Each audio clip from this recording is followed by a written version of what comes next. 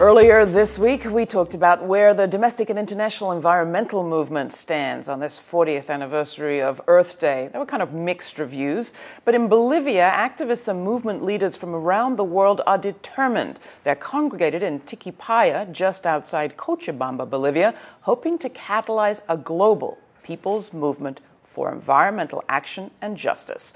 GRITtv reporters Jennifer Utes and Tami Woronoff filed this report for GRITtv. An estimated 10,000 people from around the world descended upon the small town of Tiquipaya, Bolivia this week to attend the World People's Conference on Climate Change and the Rights of Mother Earth. Estamos aquí reunidos porque los países llamados desarrollados no cumplieron con su obligación de establecer compromisos sustanciales de reducción de gases de efecto invernadero en Copenhagen. Organized by President Evo Morales, the three-day conference has been billed as an alternative to the UN-sponsored climate meetings in Copenhagen last December, widely deemed to be a failure by many environmentalists and officials from developing countries. Activists, indigenous leaders, scientists, and concerned citizens have come from countries as far as Indonesia and Mozambique to discuss democratic solutions to global climate change. We are trying to bring real solutions. And since governments have failed to deliver these solutions to their people, it's for their people to bring the solutions to the governments. And when you go to the politicians, what they're thinking is about competitiveness, trade, economy. I'm thinking about people. I'm thinking about what they're suffering on the ground.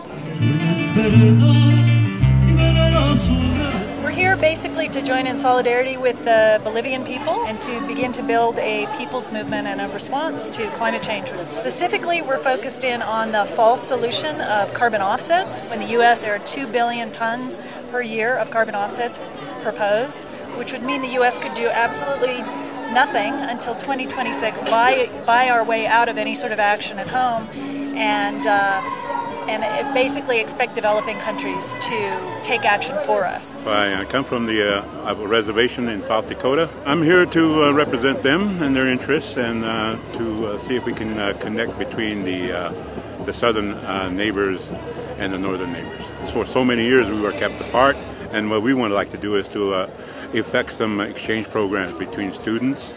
We'd like to have exchange programs in education, and we also like to have traditional knowledge exchanges. In Alaska, we are in climate crisis. We have massive forest fires. There are communities that are actually eroding into the ocean because the ice is melting, and that causes severe storms. So there's coastal erosion, and there's communities in Alaska that need to be relocated. So they're now environmental refugees. I strongly believe that we can shift and transition our energy needs to clean energy. And this administration promised that.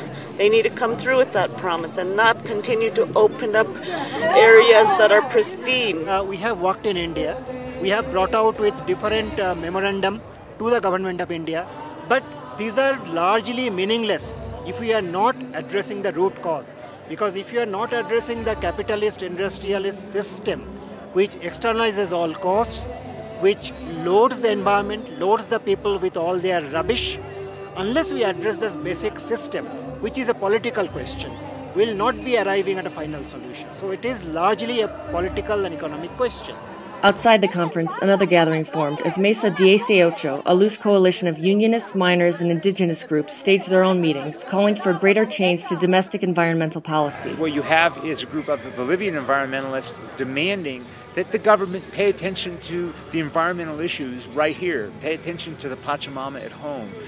On the one hand, you have to give President Evo Morales an enormous amount of credit for catalyzing the movement to come together like this. I mean, I don't think there are a lot of other figures in the world that could have gotten, whatever it is now, 7,000 or 10,000 people to come from all over the world here to this town of Tiquipaya to talk about this. On the other hand, Bolivia's government, it's got its own environmental problems right here. The fact is that the government's policies rely on extraction. The Bolivian plan is if it's in the ground and it's worth money, yank it out. And if there's some contamination along the way, gosh, what a bummer. And I actually think the environmentalists here in Bolivia are modeling for the rest of the world of what strategy looks like.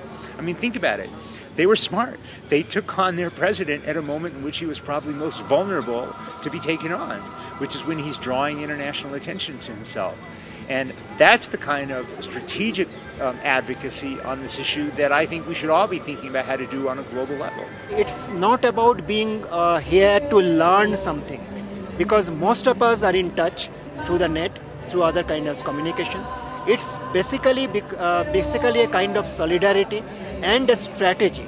See, today, whatever we say, whatever rhetorics we use, that Mother Earth's rights have to be established, we have to reclaim our environment, these will remain rhetoric unless we can force the world's governments to start accepting at least these demands and acting on them. I think that we need to go at it government by government. I think people are going to have to figure out how to build new coalitions. I think people are going to have to figure out how to mainstream this issue and begin to get the attention of support of the kinds of people who don't come to a conference like this and who look at a conference like this and think, gosh, it's a bunch of hippies with money to fly around the planet. I think we need to get serious and figure out who we need to get support from and get it.